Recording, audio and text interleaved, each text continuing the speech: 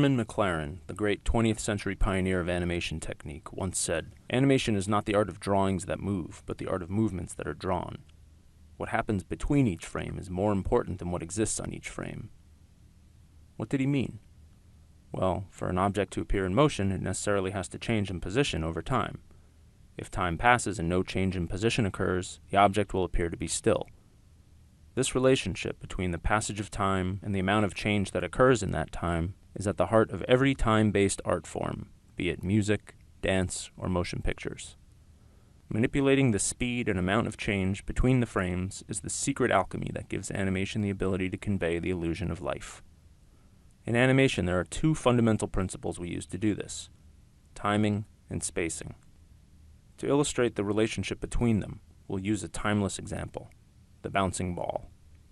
One way to think about timing is that it's the speed, or tempo, at which an action takes place. We determine the speed of an action by how many pictures, or frames, it takes to happen. The more frames something takes to happen, the more time it spends on screen, so the slower the action will be. The fewer frames something takes to happen, the less screen time it takes, which gives us faster action. But timing is about more than just speed. It's also about rhythm.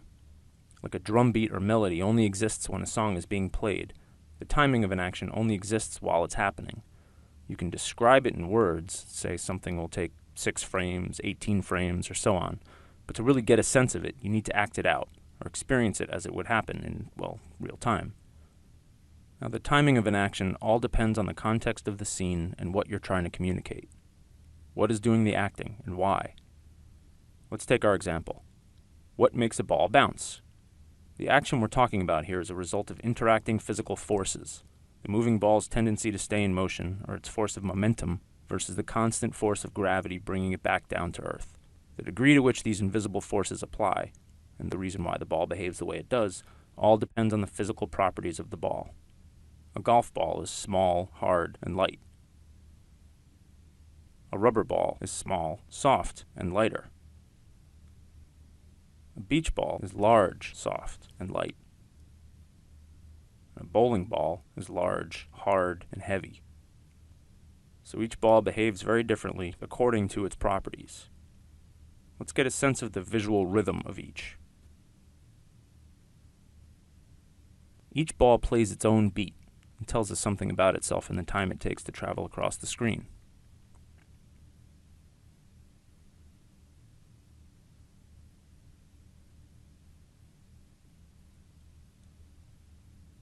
The visual rhythm of these hits is the timing. Okay, let's start animating our ball bouncing up and down with a simple cycle of drawings. We'll draw a circle here, call it point A, our starting point. We'll have it hit the ground here, point B.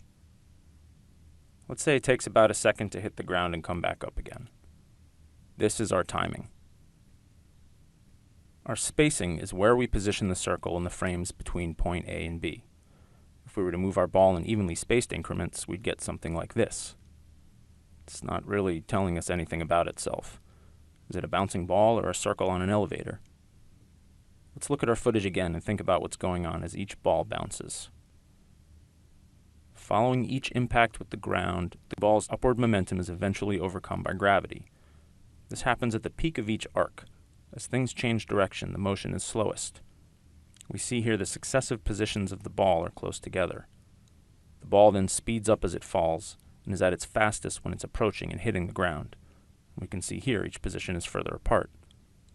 The change in position between frames is the spacing. The smaller the change, the slower the action will appear.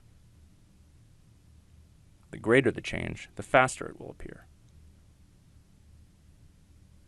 For an action to decelerate, each change in position must be less than the change before it. Likewise, for an action to speed up or accelerate, each successive change must be greater. Let's change the mechanical spacing of our animated bounce to reflect what we observed in the footage. Slow at the top, fast when it's hitting the ground. Simply by adjusting the spacing, we've succeeded in suggesting the forces of momentum and gravity at play and achieved a much more realistic motion. Same timing, but different spacing gives us vastly different results. And in reality, as a ball bounces, the physics of gravity eventually defeat the tendency of the ball to stay in motion. You can see this here in the decreasing height of each successive bounce. However, again, this decrease varies according to the properties of the ball. Even though these circles are the same size here, they're each telling us a different story about themselves, purely in how they move. The relationship between these principles of timing and spacing can be applied in countless ways and used to animate all types of action. A yo-yo, a punch, a gentle tap, a push, a saw,